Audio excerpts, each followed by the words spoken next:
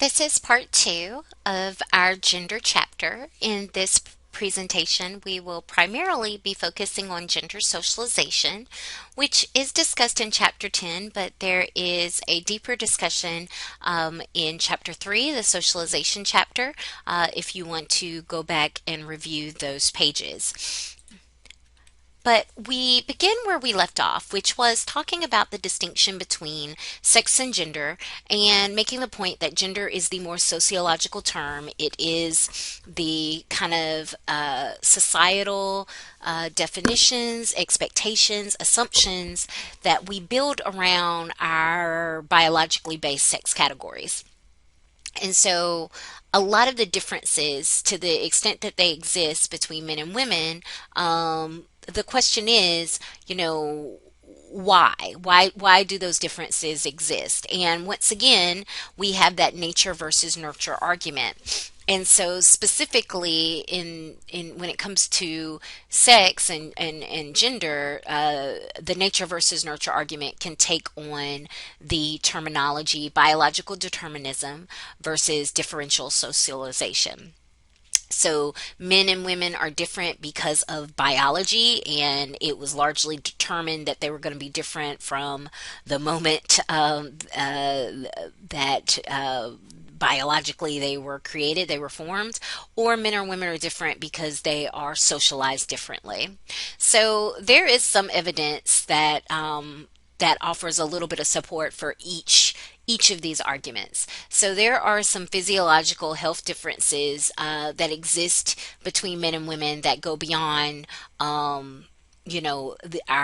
actual chromosomal genitalia and hormonal differences. Everything from women's increased capacity for pain, different susceptibilities to temperature, the way that heart attacks present differently in men versus in women. All of these represent physiological differences that we, don't always have an explanation as to why, men and women's bodies are different like this, given that the structures sometimes involved in these responses are largely the same. And so, people use the evidence of these differences to point out that, we are biologically different in some ways that go beyond those three categories of differences that we readily acknowledge. There is literature that links the presence of sex hormones, so testosterone, estrogen, in differing amounts in men and women to behaviors and behavioral capacities like being nurturing, being aggressive, and so people make the argument that men are more aggressive because they have more testosterone. Women are nurturing and have a greater capacity for patience with and caregiving because of the presence of other hormones. So that is another type of biologically deterministic type of argument. And the final piece of evidence is more controversial, and it comes with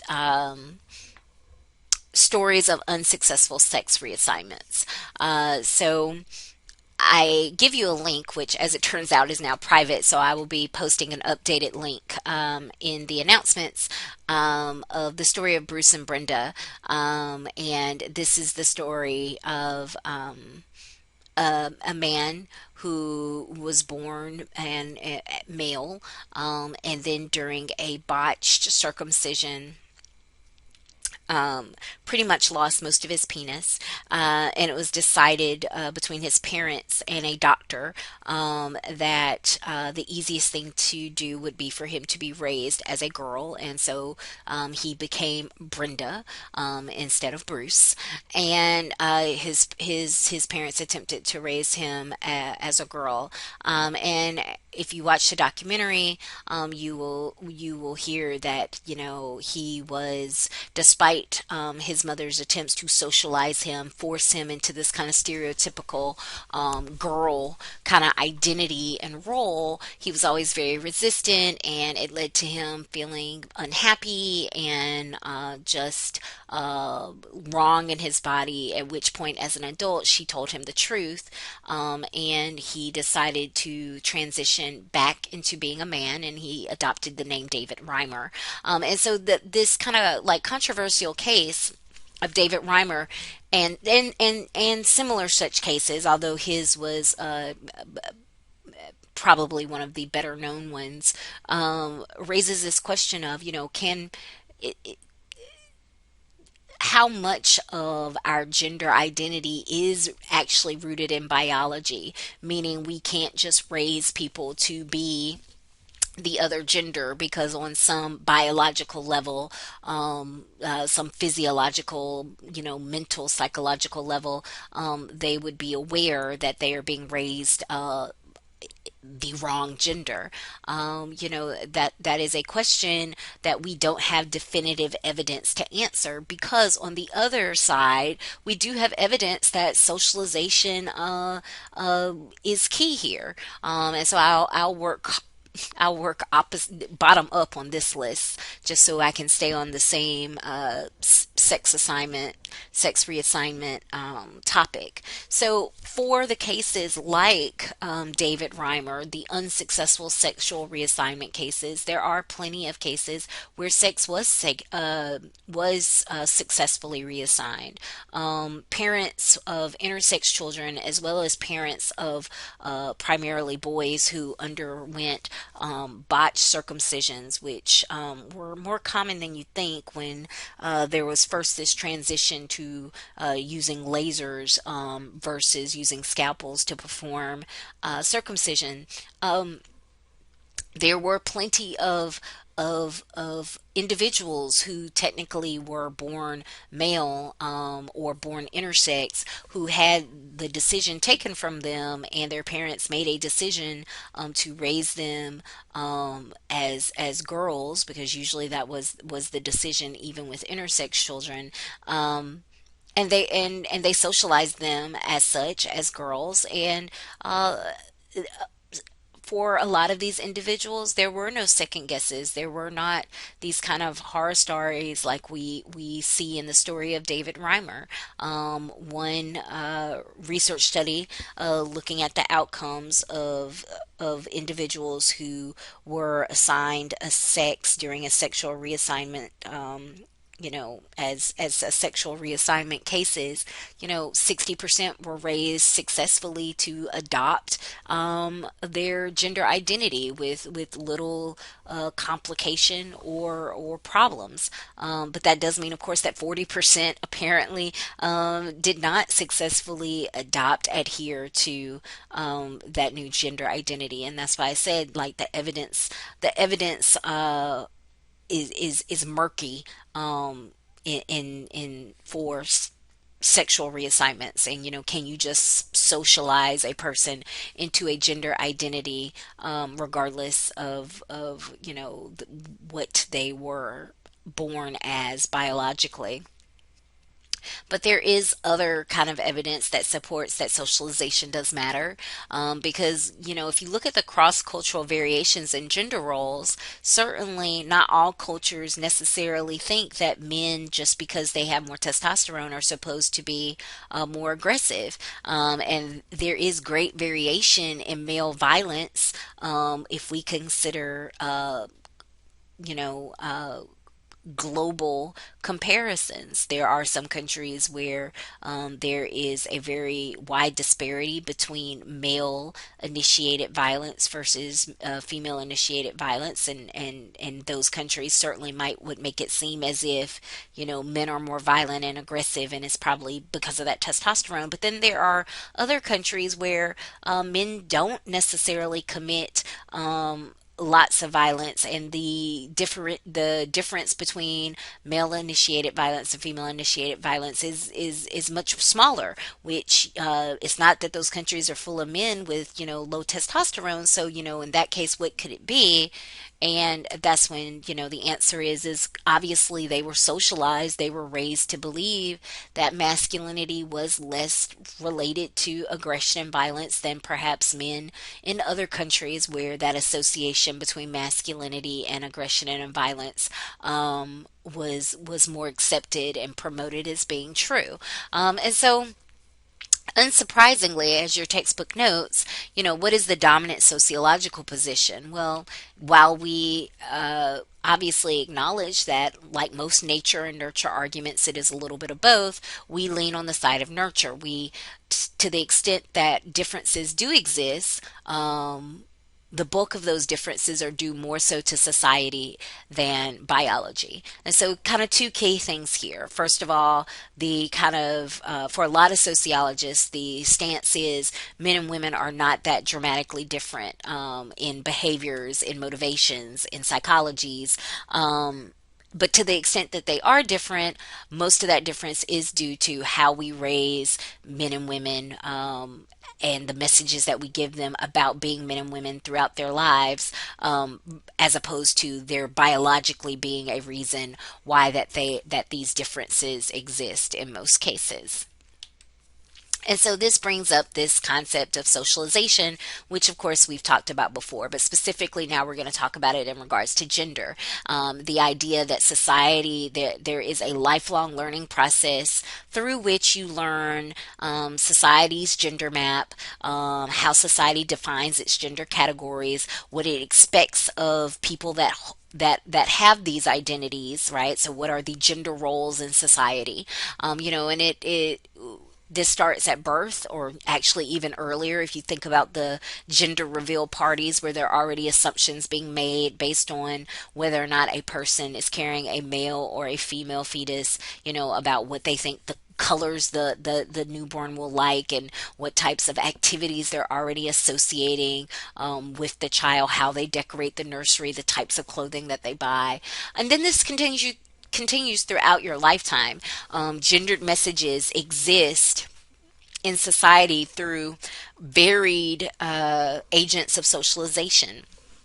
And so, while we're primarily going to start off focusing on gender socialization in childhood, just note that, like socialization in general, this is a lifetime process with many different institutions weighing in and becoming involved and helping you kind of helping shape your conception of gender, your understanding of the gender map that exists in society, as well as providing positive sanctions when you uphold those gender definitions, and providing negative sanctions in some instances if you deviate from those gender definitions. So, gender socialization in childhood, is kind of key because, of course, you come into this world, like I said in the socialization chapter, like a puppy or any other baby animal. You don't inherently understand society, you don't understand the social role, you don't understand statuses and roles and what is expected of you.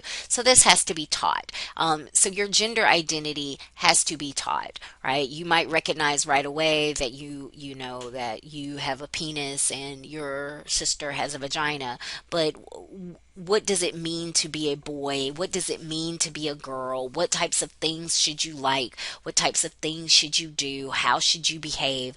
These are questions that children answer, and they answer them through observation, through direct questioning, through messages they get from varied sources in society. And we're going to highlight four in particular: parents, peers, teachers, schools, and then media. And so, your family. Children learn the socially normative gender roles from their families, particularly their parents, right? So if their parents do gender, and by that I mean, if they see mom doing the bulk of the cooking and the cleaning, and dad, works on the car, fixes things, mows the lawn, then just by observing kind of that divide in household labor, there starts to be assumptions and linkages that children make about, what is women's work and what is men's work. If dad is the one that primarily watches sports or plays sports, there's then some assumptions being made about who is meant to be athletic. They pay attention to mom putting on makeup. Mom likes to look pretty. This is less of a big deal for dads, right? So children are observing this, but then at the same time, parents tell children messages about gender, right? When I talk about the four rules of masculinity, and I said, be a sturdy oak, those messages about don't cry, suck it up, it comes from fathers, but it comes from plenty of mothers as well. Parents make it clear to kids like what is acceptable dress and toys and activities, because early on children don't really necessarily have a lot of established likes and wants, and so these types of things reflect, of course, parents' decisions about what is appropriate. And then even when children do start to have established likes and wants, they don't have any purchasing power, so parents still have a lot of weight in this whole choosing how to dress their children, choosing what toys they feel like it's acceptable for them to play with, making decisions about what activities to do you put your children in. If your daughter wants to play football, do you allow her? If your son is more interested in ballet than he is in soccer or baseball, do you promote that activity? So parents in particular play a very central role here. And as I've already indicated, this starts even before the child is born, as people are decorating nurseries, holding gender reveal parties, putting things on their gift lists, right? In terms of what they want for the child. All of this can be very gendered.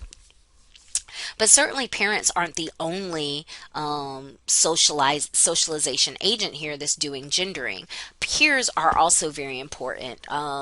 They are important, and they become increasingly important over time, because regardless of the messages that you're getting about gender at home, peers can affirm stereotypes, and peers are much more unlikely to engage in gender policing. And that's what we call it when basically peers stigmatize people who deviate from whatever the gender norms are, right? So they call each other names, they, refuse to play with or isolate, they establish a pecking order or a hierarchy, and that hierarchy is oftentimes based on rather gendered conceptions of what does it mean to be the popular girl or the popular guy, the person that people want to spend time with. And this continues into high school, college, and beyond, as oftentimes gender typical behavior is promoted in spaces like sports teams, sororities, fraternities, and other social groups.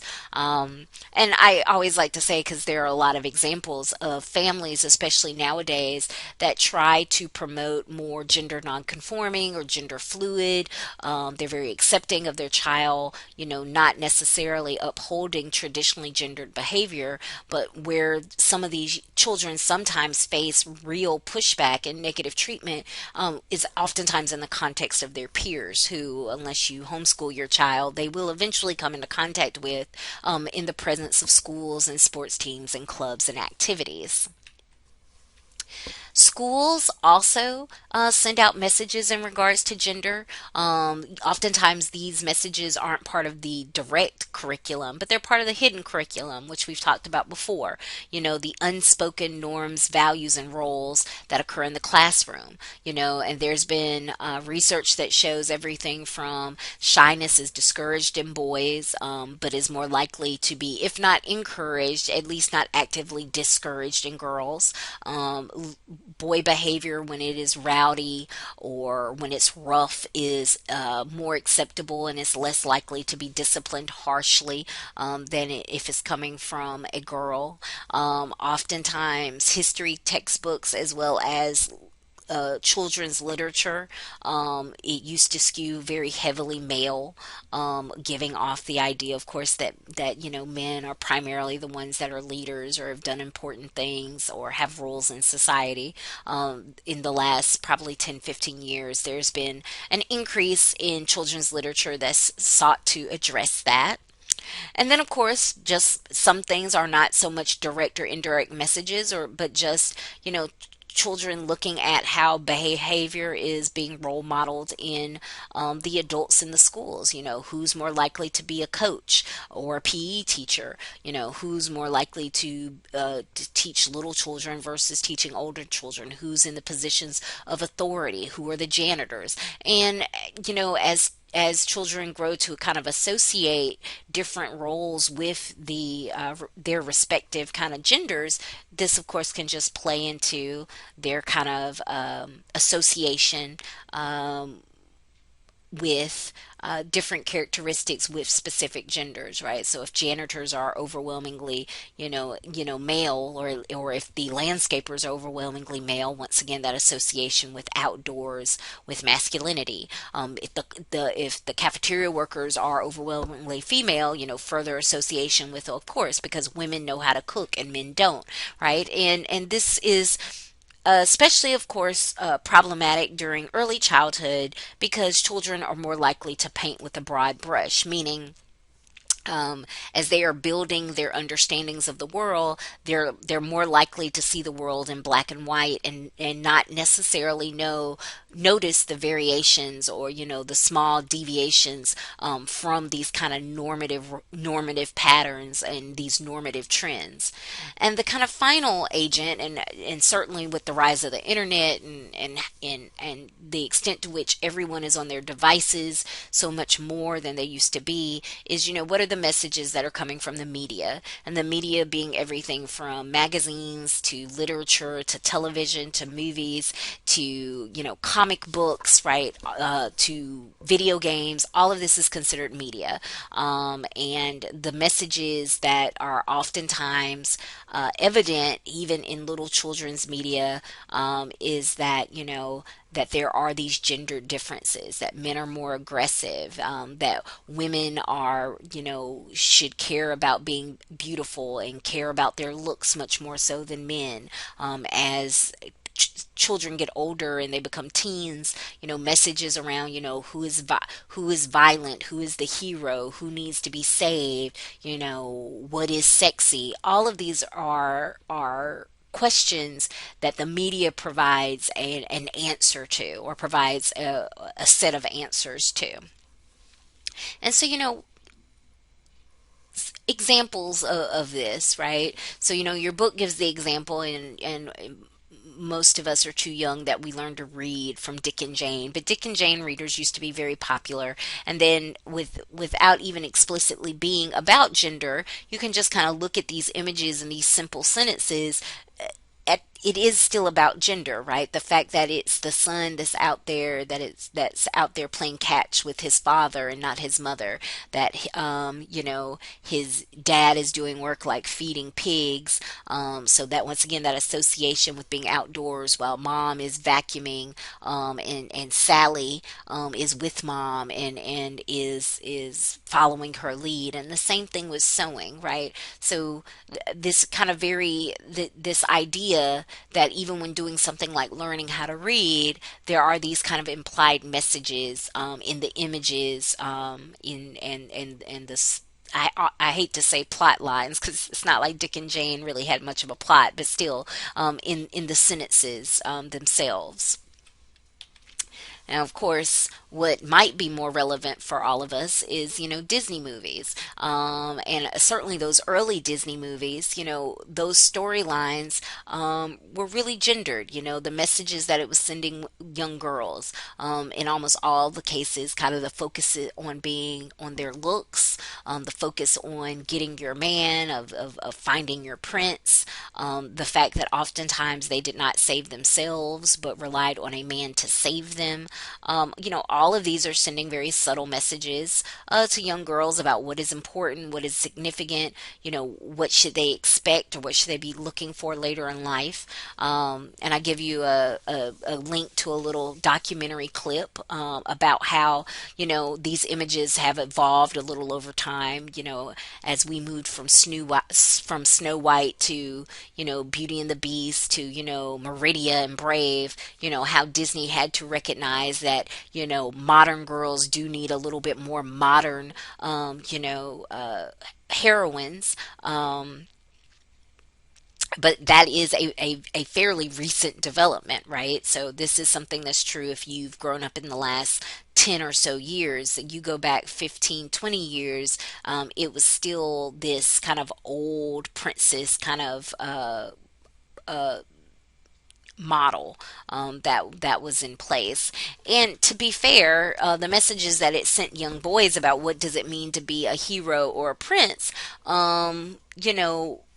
wasn't much better. In almost all cases, if you think back to that four rules of masculinity, since the underlying theme for most of the princes was, you had to be rich, and prince is a high social status. It was that idea that you needed to get the girl, you need to be a big deal. And in a lot of cases, there was a fight between a villain. There was saving the princess, which relates to that, give them hell, be aggressive, be daring, rule of masculinity. And so once again, I give you a clip to a documentary that kind of analyzes, the distinction between, the male role models in these movies, right? There was the prince, and sometimes there was like the prince's counterpart, who oftentimes wasn't presented as being a kind of dominant guy, wasn't a good representation of hegemonic masculinity. And then, of course, in a lot of the cases, the villain was oftentimes a man, although not always, but was often a man as well. So it's a pretty interesting clip if you would like to check that out. Now, if you grow up hearing these stories about this is how you behave to get girls to like you, this is who you need to be in order to get guys to like you. In addition to, of course, it just assuming that we're all heterosexual, it also just plays into these ideas that we subconsciously might take into adulthood, whether we realize it or not. The fact of the matter is it's hard to believe that a TV show like The Bachelor, which is one of the longest running reality TV shows that we have, and it's branched out into, of course, a multi TV show franchise.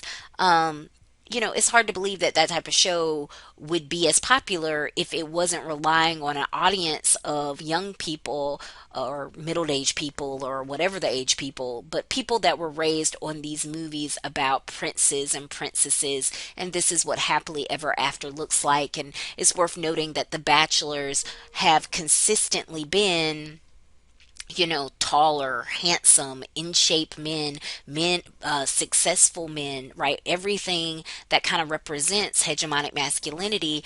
And a lot of the women, who knows what they may look in their day to day lives, but when they are presenting themselves to meet the bachelor, or certainly during the rose ceremony, it's almost always this image of emphasized femininity. Once again, that focus on looks and softness. And for a lot of the women, even if they have careers, in their introductions and blurbs, there's almost always this mention of wanting that life of being wife and mother and being a caretaker. And so, this is what we mean when we say that, people are socialized in early ages, but then throughout their lifetime to just kind of to see these kind of dominant gender messages as being normative, right?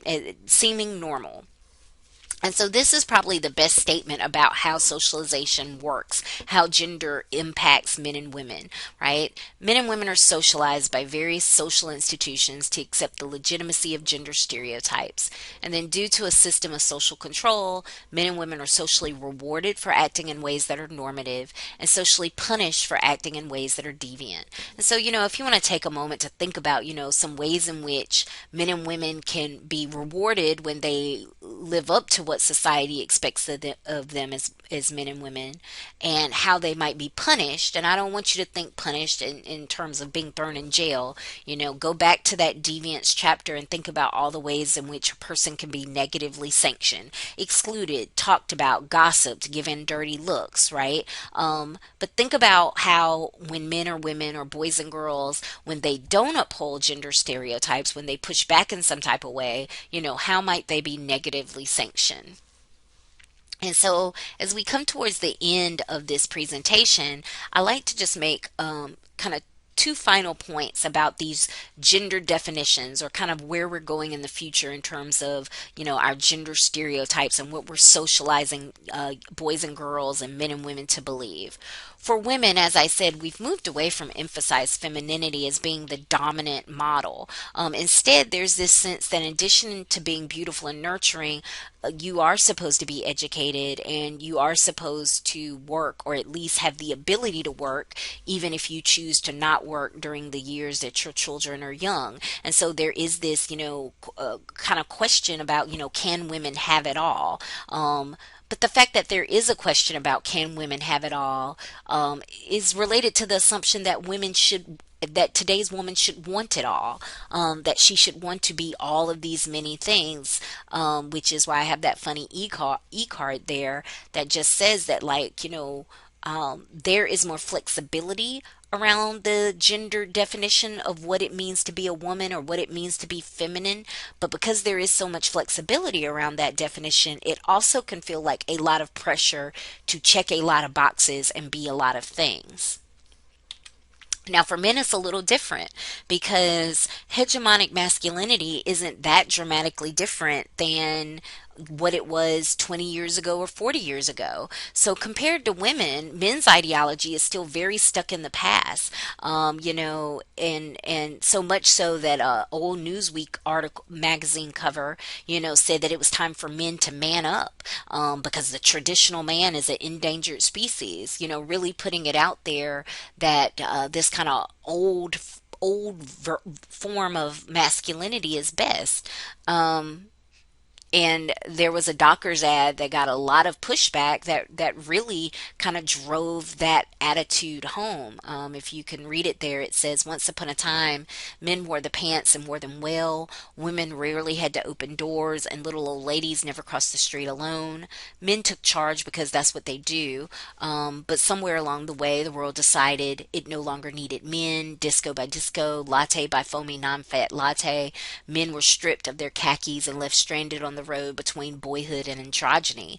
But today there are questions our genderless society has no answers for. The world sits idly by as cities crumble, children misbehave, and these little old ladies remain on one side of the street. For the first time since bad guys, we need heroes, we need grown-ups, we need men to put down the plastic fork, step away from the salad bar, and untie the world from the tracks of complacency.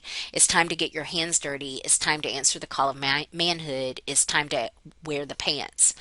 The fact that that's a fairly it's been about maybe 15 years, but the fact that that is still a fairly modern ad, those are some real traditional notions of masculinity that is promoting some real rigid notions of masculinity. So, it's always just interesting to consider that we live in a time period that for a lot of women, the definition of what it means to be a woman is so much more expansive than maybe your mother and definitely your grandmother's time period. But we don't necessarily live in a time where that definition of masculinity has receive that same level of mainstream expansiveness. And there's certainly consequences to this that we'll talk about more when we talk in the next two presentations about gender stratification. But what do we do in the meanwhile? For a lot of us, right, and even for men who do have that kind of dominant image of masculinity in the form of hegemonic masculinity, but for a lot of us, even if we identify as being cisgender men and women, so we aren't really resisting the binary in that way, most of us, in terms of our gender expression, we are not necessarily doing hegemonic masculinity and emphasize femininity 100% perfectly 100% of the time. This is something that Michael Kimmel calls cutting a deal. That society does gender us appropriately. Like, we're very well aware of what society expects of us as men and women. We're very well aware of what the dominant definitions are. But then we cut our own deal with those dominant definitions so that we can live a life that feels a little bit authentic to us, right? You know, so I am a very, very feminine in terms of how I dress. I wear heels most of the time, and I'm usually in dresses more than pants. But being raised in Lincoln County, and being raised by parents who didn't necessarily think that, girls only should dance or do cheerleading, I grew up playing sports, and I'm still very athletic to this day. I work out 5 times a week. I did CrossFit for a very long period of time.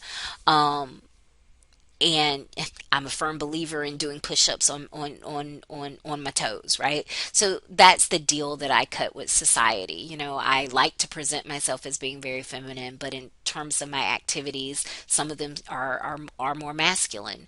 And you might, and other people cut other deals, right? So you might be in a position of power in your day-to-day life in your job, but at home, if you are heterosexual and married to a man, you might let him be the traditional head of household and make the bulk of the decisions. That's the deal that you cut. You might be uh, a very masculine guy, but you still believe that there is no shame in crying, and you don't let anyone shame you into feeling that way. So you cry when you're sad, regardless of how people might feel about that, right? You might be a guy that could care less about sports, even if that's what society says you should have interest in, right? So all of us are cutting our own deal. So if all of us are cutting our own deal, how do these gender stereotypes even, maintain,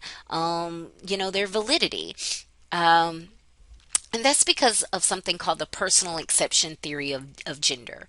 So we all might be aware that we are cutting our own deal with gender, but we might be blind to how other people are cutting their own deal. And we tend to maybe judge and evaluate and observe people who are engaging in what we call gender typical or gender normative behavior, and we ignore the ways in which a lot of people are behaving in ways that are not necessarily gender normative most of the time, or gender typical most of the time. We literally don't see those people. So we think of ourselves as being an exception to the rule, but we tend to think of everyone else as being that gender stereotypical rule.